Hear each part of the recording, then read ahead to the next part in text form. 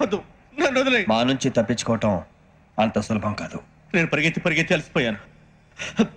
ఏం కావాలి? నీ ప్రాణం అక్కర్లేదు, నీ ఆస్తి అవసరం లేదు. ఏదో అవసరానికి 2000 అప్పుడైతే ఇలా చంపేపోతున్నాను జీవాజీ. ఆయన అప్పు తీసుకున్న తప్పించుకుని తిరగాలి కానీ ఆపేసి మీకు అక్కడ పెట్టండి. కొత్త అప్పు ఇవ్వకూడదని. ఇదిగో వెంకీ, కావాలంటే నీకు ఇచ్చిన పాత బాకీ మర్చిపోతాను, నన్ను వదిలే. మీరు మమ్మల్ని వదలనా? మేము మిమ్మల్ని వదలలేమండి. మీ దగ్గర అప్పు తీసుకున్న నిజం మమ్మల్ని నీలా వెంటాడుతుంది. అందుకు నన్ను వెంటాడుతున్నారా? నన్ను అంతగా అయిపోలేదు. ఉండి లేదంటే మొత్తం లేకుండా పోతారు. ఇప్పుడు మీకు ఇస్తే జరిగేది అదే. ఇస్తే ఇవ్వండి, లేకపోతే మానేయండి, అంతేగాని శుక్రవారం పూట అశుభ మాటలు మాత్రం ఆడకండి. శుక్రవారం లేదు, శనివారం లేదు, అసలు వడ్డీ వ్యాపారమే చేయడం లేదా? జీవాజీ, డిస్కషన్స్ అనవసరం. ఇప్పటికి 18,000 ఇచ్చారు, ఇంకో 2,000 ఇస్తే 20,000 రౌండ్ ఫిగర్ అవుతుంది. 2 రోజులు తిరిగి ఇచ్చేస్తాం. వీళ్ళకి ఇప్పుడు దాకా ఇచ్చింది 14,000 కదా, 18,000 అంటాడేమిటి పెచ్చనాయాలు? పడ్డాడు కక్కుర్తాడు. సంగతి మనకి తెలుసు. అసలేనయ్యా, ఇదే నేను మీకు ఇచ్చే ఆఖరి అప్పు. మీరిచ్చిన ప్రతిసారి ఇలాగే అంటారు. ఇతనే వచ్చిందని తగలేయకుండా ఊరికే వచ్చింది ఏంటి? అబ్బాయి ఏం లేదండి, జాగ్రత్తగా ఉపయోగించి పైకి రావాలయ్యా. సరే, ఈ 2,000తో 20,000 సంపాదిస్తారు. అదే కూర్చొని ఆలోచిస్తాం. ఆ జీవగాడు ఎప్పటికైనా జీవితంలో పైకి రావాలంటాడు. రోజు ఇంత పైకి వస్తాం తెల్లడికి. రే, మనం దొరికిన వాళ్ళ దగ్గర అప్పు చేసి తాగెత్తనం. ఇలా ఎన్నాళ్ళు అప్పు ఇచ్చేవాళ్ళు ఉన్నన్నాళ్ళు తెలిసిన వాళ్ళందరూ అయిపోయారు, ఇంకెవరు మిగిలారా? అందుకే నేను ఎప్పుడు అంటూ ఉంటాను సర్కిల్ బెంచ్ మని ఒక రెండో పెంచుకుందామన్నా ఎవడు కోఆపరేట్ చేయట్లేదా? మనం చూస్తేనే జంప్ అక్కడ. అరే వడ్డీ ఎంతైనా పర్వాలేదు, అప్పు ఏంట్రా అంటే ఒక ముందు రాడే. ముందుకు వస్తే వాళ్ళు వెనక్కి వెళ్తారని భయం. భయం భయం భయం, ఎక్కడ చూసినా భయం. ఎన్నాళ్ళు ఈ భయం? మనల్ని చూస్తే మనకే పరమ అసహాయం చేస్తుంది. మనకే కాదు, ఊళ్ళో వాళ్ళందరూ కూడా అదే ఫీలింగ్. అందరూ డిగ్రీ 3 సంవత్సరాలు చదివి పాస్ అయితే మనం 6 సంవత్సరాలు చదివి పాస్.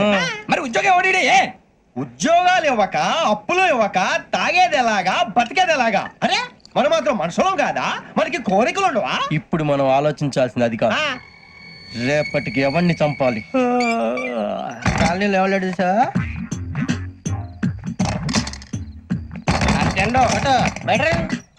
నువ్వా వెంకీ? ఏంటి వెంకీ ఈ టైంలో వచ్చా? నీతో మాడే పని ఉంది, దా చెప్తా. ఏ బాగా నిద్రొస్తుందా? సరిగానే రే, నువ్వు మమ్మల్ని చూసే తలిపేసావా? మామూలుగానే వేసాను. మామూలుగా వేసేవాడివి. మేము రావడానికి 1 నిమిషం ముందో, మేము వెళ్ళాక 1 నిమిషం తర్వాత వేయాలి కానీ బిలాల్ రాజా, నాకు నిద్ర వచ్చి పడుకుందామని తలుపేసుకున్నాను. అయినా నా ఇంటి తలుపులు నేను అడిగేసుకోవాలంటే తప్పు చేసిన కాక ఇంకా గేర్ సమాధానం చెప్తావా? మీ ఇంట్లో పెళ్లిడికి వచ్చిన ఆడపిల్లలు ఎదురున్నారు. ఇదిగో అమ్మాయిలు, మీతో ఎప్పుడైనా యథాశాలు వేసానా? విన్నారా? అడుగు తలుపులు వేసావు. అనవసరంగా గొడవ ఎందుకు ఇక్కడి నుంచి వెళ్ళండి. గొడవ? మీ ఇంటి మీద పడి ఎప్పుడైనా గొడవ చేశానా బినిగారు? లేదు బాబు. విన్నారా? చెప్పు, మమ్మల్ని చూసి తలుపులు ఎందుకు వేసుకున్నావు? అరే మాకు అప్పించిన వాళ్ళు కూడా మమ్మల్ని చూసి ఎప్పుడు తలుపులు వేసుకోలేదు. ఏం చేయాలి? మరి నువ్వు ఎందుకు వేసుకున్నావు? బాబు టప్ అయిపోయింది, బుద్ధి తక్కువ వేసాను చాలా. అంటే మా మోకాల మీద తలుపులు వేసామని ఒప్పేసుకుంటున్నావు? ఒప్పుకుంటున్నాను. సరే ఇప్పుడు చెప్పు, మా మొఖాల మీద తలుపులు వేసేంత తప్పు మేము ఏం చేసామరా? తప్పైపోయిందని అంటున్నారు కదా, వదిలేయండి బాబు. అదే తప్పు మేము చేసి మమ్మల్ని వదిలేయమంటే మీరు వదిలేస్తారా బినిగారు? తప్పని ఒప్పుకుంటున్నాడు కదా అయ్యా. ఇప్పుడు టైం 11 అయింది, వెళ్ళి పడుకోండి. 11 అయిందా? కొమ్ము ఉంచాడు కదా. నాకు సంబంధం ఏంటి? ఉంది, సంబంధం ఉంది. 11 గంటలకి నా క్లోజ్ ఫ్రెండ్ ఢిల్లీ వెళ్తున్నాడు. 5,000 అప్పిస్తానని ఎయిర్పోర్ట్ రమ్మని చెప్పాడు. నీ గొడవలో పడి ఆ సంగతి మర్చిపోయాను. ఇప్పుడు నాకు జరిగిన నష్టానికి భర్తీ ఎవరు చేస్తారు? మీరా మీరా మీరా? ఎవడు పడితే ఎందుకు చేస్తాడా భర్తీ? మళ్ళీ వాడి నువ్వు తప్పు చేసా వాడు చేస్తా. దానికి కారణం ఈ 10 మనిషే కదా. వాడే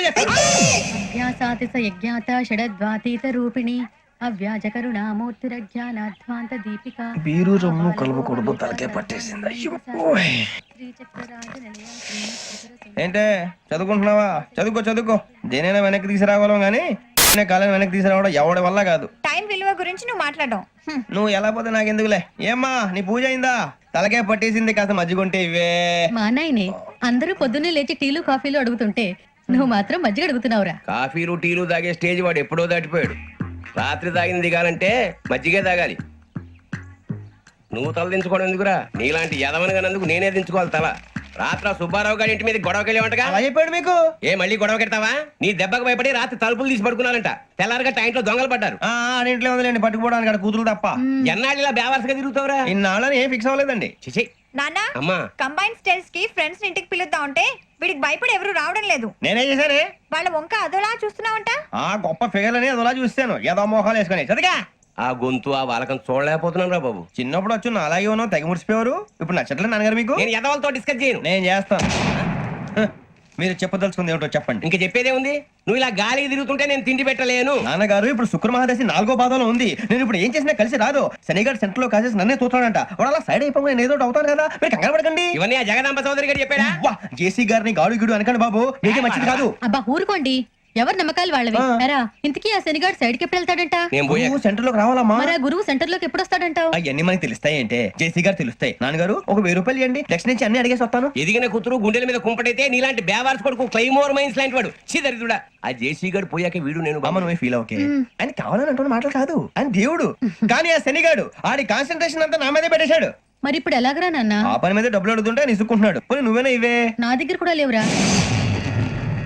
తెలుగు భాషలో నాకు నచ్చని ఒకే ఒక్క పదం లేదు.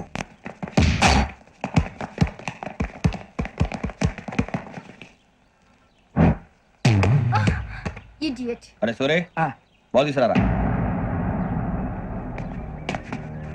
సారీ ఏదో బాలి. బాస్కెట్ బాల్ మాలాంటి ఆడాలి. మీలాంటి మాసన కొడుకులు ఆడితే ఇలాగే ఉంటది. ఇలాగే ఇలాగే ఇలాగే ఇలాగే ఉంటది. అమ్మాయిల ముందు ఫోర్స్ కొడతావా? ఆహా, అయితే నిన్ను కొడతా.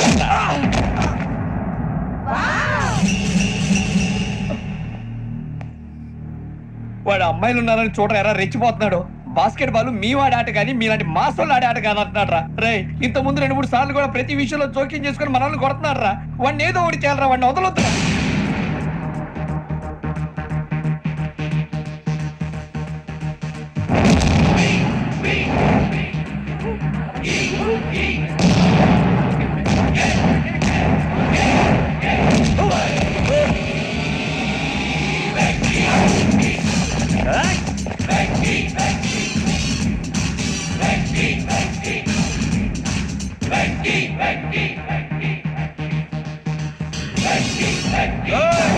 ఆడపిల్లలంటే ఎవరికైనా దెబ్బ తగిలితే అయ్యో అంటారు. మీకేమో ఎవరైనా కొడితే కామెడీ. కొట్టినోళ్ళు మీ దృష్టిలో హీరోలు. ఇప్పుడు నేను పచ్చడి కొడేస్తాను. నేను హీరోని అయిపోతానా? అయిపోతానా? ఏంట్రా రెచ్చిపోతున్నావు? మాకు ఛాన్స్ ఇవ్వా? అసలు వచ్చింది నీకోసం. మా ఓటు బ్యాక్గ్రౌండ్ తెలియక అడమే చేసావు. ఇప్పుడు నీకు అప్పుడు అయిపోతున్నా రే. వాడి బ్యాక్గ్రౌండ్ సరే, అసలు నీ బ్యాక్గ్రౌండ్ ఏంట్రా?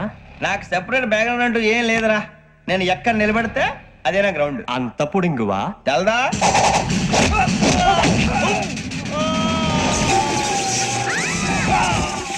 ఎవ్వా మన మామిడి కొట్టినప్పుడు వావ్ అన్నారు.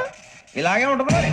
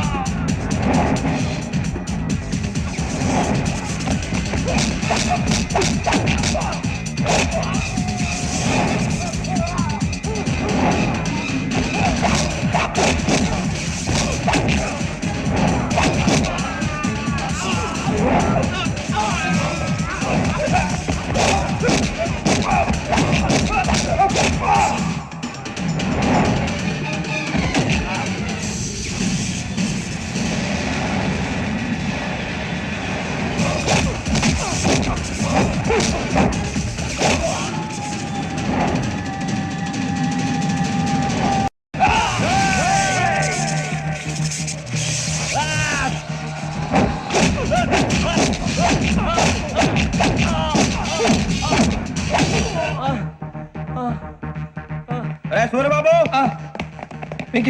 ఇందాక నేను కొట్టినప్పుడు నీకే అనిపించిందిరా? కుమ్మేయాలనిపించింది.